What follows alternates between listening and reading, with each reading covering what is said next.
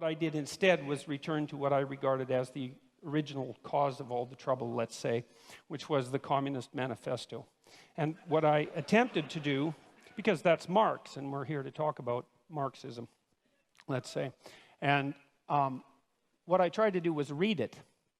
And to read something, you don't just follow the words and follow the meaning, but you take apart the sentences and you ask yourself at this level of phrase and at the level of sentence and at the level of paragraph, is this true?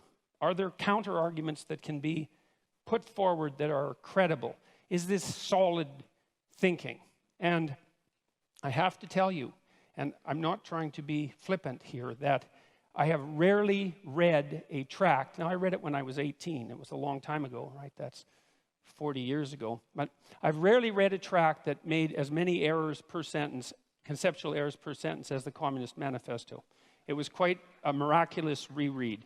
It was interesting to think about it psychologically as well, because I've read student papers that were of the same ilk in some sense, although I'm not suggesting that they were of the same level of glittering literary brilliance and polemic quality. And I also understand that the Communist Manifesto was a call for revolution and not a standard logical argument. But that notwithstanding, I have some things to say about the authors psychologically. The first thing is that it doesn't seem to me that either Marx or Engels grappled with this particular fundamental truth, which is that almost all ideas are wrong. And so and it doesn't matter if they're your ideas or someone else's ideas, they're probably wrong. And even if they strike you with the force of brilliance, your job is to assume, first of all, that they're probably wrong, and then to assault them with everything you have in your arsenal and see if they can survive. And what struck me about the Communist Manifesto was it was akin to something Jung said about typical thinking. And this was the thinking of people who weren't trained to think. He said that the typical thinker has a thought. It appears to them like an object might appear in a room. The thought appears, and then they just accept it as true. They don't go the second step, which is to think about the thinking. And that's the real essence of critical thinking. And so that's what you try to teach people in university, is to read a text and to think about it critically, not to destroy the utility of the text, but to separate the wheat from the chaff. And so what I tried to do when I was reading the Communist Manifesto was to separate the wheat from the chaff. And I'm afraid I found some wheat, yes, but mostly chaff. And I'm going to explain why, hopefully in relatively short order. So I'm going to outline 10 of the fundamental axioms of the Communist Manifesto. And so these are truths that are basically held as self-evident by the authors. And they're truths that are presented in some sense as unquestioned, and I'm going to question them and tell you why I think they're unreliable. Now, we should remember that this tract was actually written 170 years ago. That's a long time ago. And we have learned a fair bit since then about human nature, about society, about politics, about economics. There's lots of mysteries left to be solved, but we are slightly wiser, I presume, than we were at one point. And so you can forgive the authors to some degree for what they didn't know, but that doesn't matter given that the essence of this doctrine is still held as sacrosanct by a large proportion of academics. Probably are among the most, what would you call, guilty of that particular sin. So here's proposition number 1. History is to be viewed primarily as an economic class struggle. All right, so let's think about that for a minute.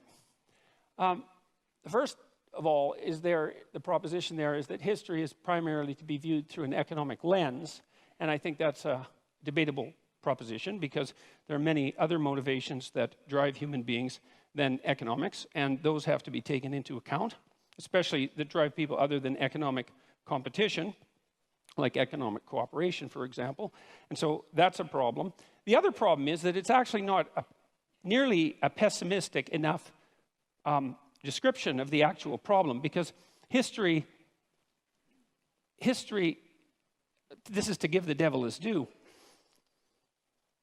The idea that one of the driving forces between history is hierarchical struggle is absolutely true.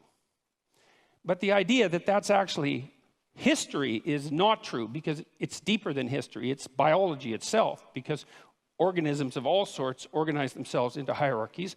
And one of the problems with hierarchies is that they tend to arrange themselves into a winner-take-all situation.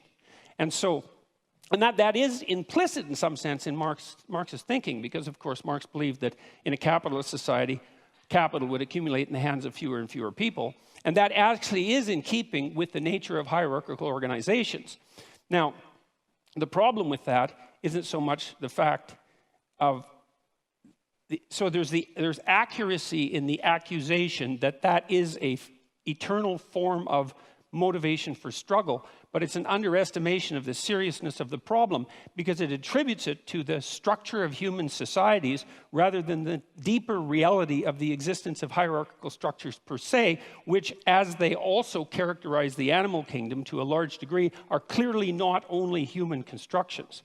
And the idea that there's hierarchical competition among human beings, there's evidence for that that goes back at least to the Paleolithic times. And so that's the next problem. It's that, well, this ancient problem of hierarchical structure is clearly not attributable to capitalism, because it existed long in human history before capitalism existed, and then it predated human history itself. So the question then arises, why would you necessarily, at least implicitly, link the class struggle with capitalism, given that it's a far deeper problem? And now, it's also, you've got to understand that this is a deeper problem for people on the left, not just for people on the right. It is the case that hierarchical structures dispossess those people who are at the bottom, those creatures who are at the bottom, speaking, say, of animals, but those people who are at the bottom, and that is a fundamental existential problem. But the other thing that Marx didn't seem to take into account is that there are far more reasons that human beings struggle than their economic class struggle, even if you build the hierarchical idea into that, which is a more comprehensive way of thinking about it. Human beings struggle with themselves, with the malevolence that's inside themselves, with the evil that they're capable of doing, with the spiritual and psychological warfare that goes on within them. And we're also actually always at odds with nature. And this never seems to show up in Marx. And it doesn't show up in Marxism in general. It's as if nature doesn't exist. The primary conflict, as far as I'm concerned, or a primary conflict that human beings engage in, is the struggle for life in a cruel and harsh natural world.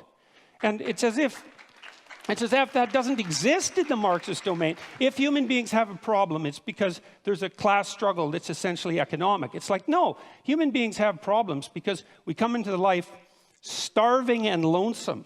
And we have to solve that problem continually, and we make our social arrangements, at least in part, to ameliorate that, as well as to, well, upon occasion, exacerbate it. And so there's also very little understanding in the Communist Manifesto that any of the, like, say, hierarchical organizations that human beings have put together might have a positive element. And that's an absolute catastrophe, because hierarchical structures are actually necessary to solve complicated social problems. We have to organize ourselves in some manner, and you have to give the devil his due. And so it is the case that hierarchies dispossess people, and that's a big problem. That's the fundamental problem of inequality.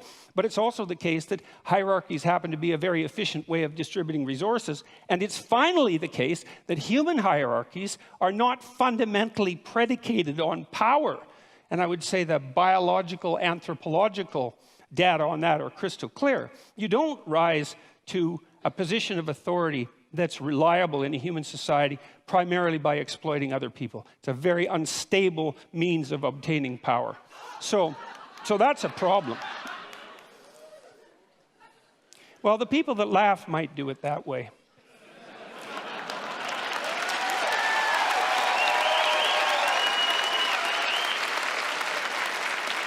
Okay, now another problem that comes up right away is that Marx also assumes that you can think about history as a binary class struggle with clear divisions between, say, the proletariat and the bourgeoisie. And that's actually a problem, because it's not so easy to make a firm division between who's exploiter and who's exploitee, let's say, because it's not obvious, like in the case of small shareholders, let's say, whether or not they happen to be part of the oppressed or part of the oppressor. This actually turned out to be a big problem in the Russian Revolution. And by big problem, I mean tremendously big problem. Because it turned out that you could fragment people into multiple identities, and that's a fairly easy thing to do. And you could usually find some axis along which they were part of the oppressor class. It might have been a consequence of their education, or it might have been a consequence of the wealth that they strived to accumulate during their life, or it might have been a consequence of the fact that they had parents or grandparents who were educated or rich, or that they were a member of the priesthood, or that they were socialists, or anyways, the listing of how it was possible for you to be bourgeois instead of proletariat grew immensely, and that was one of the reasons that the Red Terror claimed all the victims that it claimed. And so that was a huge problem. It was probably most exemplified by the demolition of the kulaks, who were basically peasant farmers, although effective ones in the Soviet Union, who had managed to raise themselves out of serfdom over a period of about 40 years and to gather some degree of material security about them. And about 1.8 million of them were exiled. About 400,000 were killed, and the net consequence of that removal of their private property because of their bourgeois status was arguably the death of 6 million Ukrainians in the famines of the 1930s. And so the binary class struggle idea, that was a bad idea. That was a very, very bad idea. It's also bad in this way, and this is a real sleight of hand that Marx pulls off, is you have a binary class division, proletariat and bourgeoisie, and you have an implicit idea that all of the good is on the side of the proletariat and all of the evil is on the side of the bourgeoisie. And that's classic group identity thinking. You know, it's one of the reasons I don't like identity politics, is because once you divide people into groups and pit them against one another, it's very easy to assume that all the evil in the world can be attributed to one group, the hypothetical oppressors, and all the good to the other. And that... Well, and that's naive. That's naive beyond comprehension, because it's absolutely foolish to make the presumption that you can identify someone's moral worth with their economic standing. So, and that actually turned out to be a real problem as well, because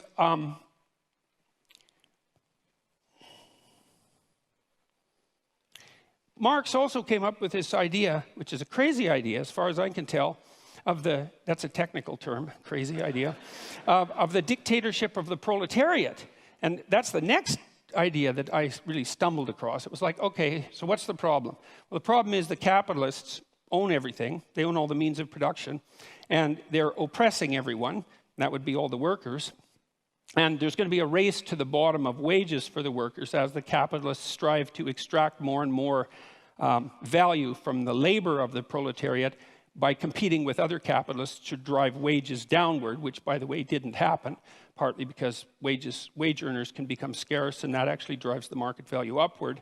But the fact that you assume a priori that all the evil can be attributed to the capitalists and all the good, the bourgeoisie, and all the good could be attributed to the proletariat meant that you could hypothesized that a dictatorship of the proletariat could come about, and that was the first stage in the communist revolution. And remember, this is a call for revolution, and not just revolution, but bloody, violent revolution, and the overthrowing of all existent social structures.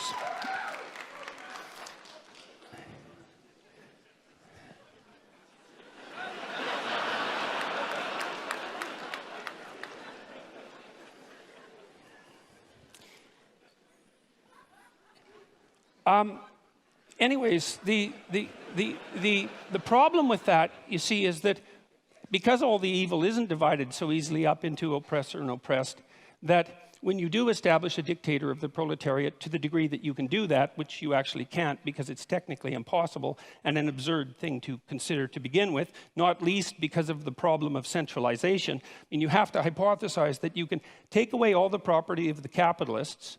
You can replace the capitalist class with a minority of proletariats, how they're going to be chosen isn't exactly clear in the Communist Manifesto, that none of the people who are from the proletariat class are going to be corrupted by that sudden access to power because they're, well, by definition, good. So then you have the good people who are running the world, and you also have them centralized so that they can make decisions that are insanely complicated to make, in fact, impossibly complicated to make. And so that's a failure conceptually on both dimensions because, first of all the proletariat aren't going to be good. And when you put people in the same position as the evil capitalists, especially if you believe that social pressure is one of the determining factors of human character, which the Marxists certainly believe, then why wouldn't you assume that the proletariat would immediately become as or more corrupt than the capitalists, which is, of course, I would say exactly what happened every time this experiment was run. And then the next problem is, well, what makes you think that you can take some system as complicated as like capitalist free market society and centralize that and put decision-making power in the hands of a few people, the mechanisms without specifying the mechanisms by which you're going to choose them? Like, what makes you think they're going to have the wisdom or the ability to do what the capitalists were doing, unless you assume, as Marx did, that all of the evil was with the capitalists and all the good was with the proletariats, and that nothing that capitalists did constituted valid labor, which is another thing that Marx assumed, which is palpably absurd, because people who are, like maybe if you're a dissolute aristocrat from 1830 or earlier, and you run a feudal estate and all you do is spend your time gambling and chasing prostitutes, well, then your labor value is zero. But if you're running a business and it's a successful business, first of all, you're a bloody fool to exploit your workers, because even if you're greedy as sin, because you're not going to extract the maximum amount of labor out of them by doing that. And the notion that you're adding no productive value as a manager rather than a capitalist it's absolutely absurd. All it does is indicate that you either know nothing whatsoever about how an actual business works, or you refuse to know anything about how an actual business works. So that's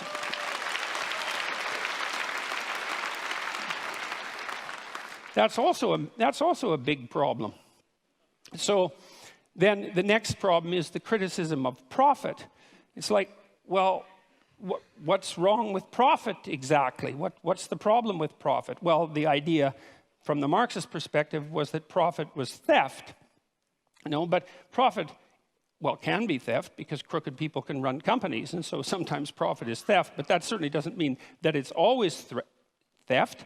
What it means, in part at least, if the capitalist is adding value to the corporation, then there's some utility and some fairness in him or her extracting the value of their abstract labor, their thought, their abstract abilities, their ability to manage the company, and to engage in proper competition and product development and efficiency and the proper treatment of the workers and all of that. And then if they can create a profit, well, then they have a little bit of security for times that aren't so good, and that seems absolutely bloody necessary as far as I'm concerned. And then the next thing is, well, how can you grow if you don't have a profit?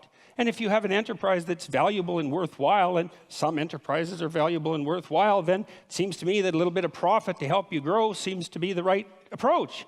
And then the other issue with profit, and you know this if you've ever run a business, is it's a really useful constraint. Like it's not enough to have a good idea. It's not enough to have a good idea and a sales and marketing plan and then to implement that and all of that. That's bloody difficult. Like, it's not easy to have a good idea. And it's not easy to come up with a good sales and marketing plan. And it's not easy to find customers and satisfy them. And so if you allow profit to constitute a limitation on what it is that you might reasonably attempt, it provides a good constraint on wasted labor. And so most of the things that I've done in my life, even psychologically, that were designed to help people's psychological health, I tried to run on a for-profit basis. And the reason for what that was, apart from the fact that I'm not averse to making a profit, partly so my enterprises can grow, but was also so that there were forms of stupidity that I couldn't engage in because I would be punished by the market enough to eradicate the enterprise. And so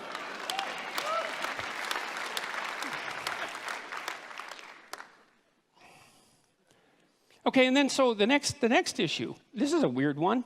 So Marx and Engels also assume that this dictatorship of the proletariat, which involves absurd centralization, the overwhelming probability of corruption, and impossible computation, as the proletariat now try to rationally compute the manner in which an entire market economy could run, which cannot be done because it's far too complicated for anybody to think through. The next theory is that somehow the proletariat dictatorship would become magically hyperproductive. And there's actually no theory at all about how that's going to happen. And so I had to infer the theory, and the theory seems to be that once you eradicate the bourgeoisie, because they're evil, and you get rid of their private property, and you eradicate the profit motive, then all of a sudden, magically, the small percentage of the proletariat who now run the society determine how they can make their productive enterprises productive enough so they become hyperproductive. Now, and they need to become hyperproductive for the last error to be logically coherent in relationship to the Marxist theory, which is that at some point the proletariat, the dictatorship of the proletariat, will become so hyperproductive that there'll be enough material goods for everyone across all dimensions. And when that happens, then what people will do is spontaneously engage in meaningful creative labor, which is what they had been alienated from in the capitalist horror show, and the utopia will be magically ushered in. But there's no indication about how that hyperproductivity is going to come about, and there's also no understanding that, well, that isn't the utopia that is going to suit everyone, because there are great differences between people. And some people are going to find what they want in love, and some are going to find it in social being, and some are going to find it in conflict and competition, and some are going to find it in creativity, as Marx pointed out. But the notion that will necessarily be the end goal for the utopian state is preposterous. And then there's the Dostoevskian observation too, which is one not to be taken lightly, which is, well, what sort of shallow conception of people do you have that makes you think that if you gave people enough bread and cake, in the Dostoevskian terms, and nothing to do with except to busy themselves with the continuity of the species, that they would all of a sudden become peaceful and heavenly? Dostoevsky's idea was that, we were built for trouble. And if we were ever handed everything we needed on a silver platter, the first thing we would do is engage in some form of creative destruction, just so something unexpected could happen, just so we could have the adventure of our lives. And I think there's something to be said for that.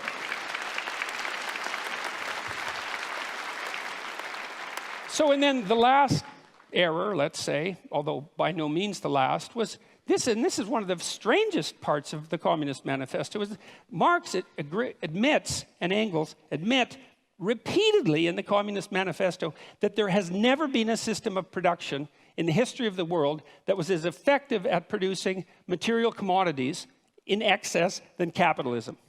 Like that's extensively documented in the Communist Manifesto. And so if your proposition is, look, we got to get as much material security for everyone as possible, as fast as we can, and capitalism already seems to be doing that at a rate that's unparalleled in human history, wouldn't the logical thing be just to let the damn system play itself out? I mean, unless you're assuming that the evil capitalists are just going to take all of the flat screen televisions and put them in one big room and not let anyone else have one. The logical assumption is that, well, you're already on a road that's supposed to produce the proper material productivity. And so, well, that's 10 reasons, as far as I can tell, that. And so what I saw in that the Communist Manifesto is like seriously flawed in virtually every way it could possibly be flawed, and also all in evidence that Marx was the kind of narcissistic thinker who could think. He was a very intelligent person, and so was Engels. But what he thought when he thought was that what he thought was correct. And he never went the second stage, which is, well, wait a second. How could all of this go terribly wrong. And if you're a thinker, especially a sociological thinker, especially a thinker on the broad scale, a social scientist, for example, one of your moral obligations is to think, you know, you might be wrong about one of your fundamental axioms, or 2 or 3 or 10, and as a consequence, you have the moral obligation to walk through the damn system and think, well, what if I'm completely wrong here and things invert and go exactly the wrong way? And like, I just can't understand how anybody could come up with an idea like the dictatorship of the proletariat, especially after advocating its implementation with violent means, which is a direct part of the Communist Manifesto, and actually think, if they were thinking, if they knew anything about human beings and the proclivity for malevolence that's part and parcel of the individual human being, that could do anything but lead to a special form of hell, which is precisely what did happen. And so I'm going to close, because I have 3 minutes, with a bit of evidence as well that Marx also thought that what would happen inevitably as a consequence of capitalism is the rich would get richer and the poor would get poorer. So there would be inequality. The first thing I'd like to say is we do not know how to set up a human system of economics without inequality. No one has ever managed it, including the communists. And the form of inequality changed, and it's not obvious by any stretch of imagination that the free market economies of the West have more inequality than the less free economies in the rest of the world. And the one thing you can say about capitalism is that although it produces inequality, which it absolutely does, it also produces wealth, and all the other systems don't. They just produce inequality.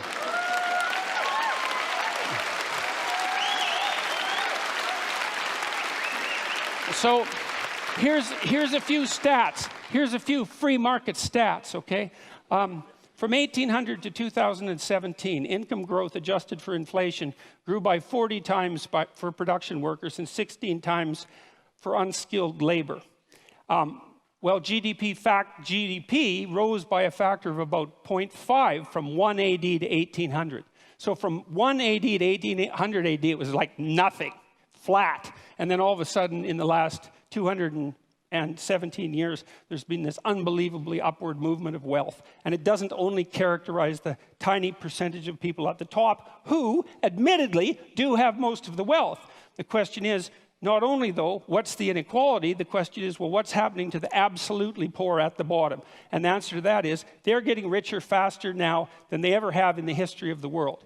And we're eradicating poverty in countries that have adopted moderate free market policies at a rate that's unparalleled. So here's an example. One of the UN millennial goals was to reduce the rate of absolute poverty in the world by 50% between 2000 and 2015. And they defined that as $1.90 a day. Pretty low, you know, but you have to start somewhere. We hit that at 2012, 3 years ahead of schedule. And you might be cynical about that and say, well, it's kind of an arbitrary number, but the curves are exactly the same at $3.80 a day and $7.60 a day. Not as many people have hit that, but the rate of increase towards that is the same. The bloody UN thinks that we'll be out of poverty defined by $1.90 a day by the year 2030. It's unparalleled. And so the rich may be getting richer, but the poor are getting richer too. And that's not the... Look, I'll leave it at that because I'm out of time. But I'll leave it with this.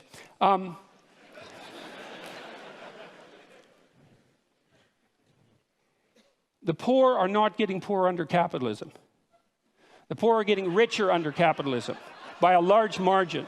And I'll leave you with one statistic, which is that now in Africa, the child mortality rate in Africa now is the same as the child mortality rate was in Europe in 1952. And so that's happened within the span of one lifetime. And so if you're for the poor, if you're actually concerned that the poorest people in the world rise above their starvation levels, then all the evidence suggests that the best way to do that is to implement something approximating a free market economy.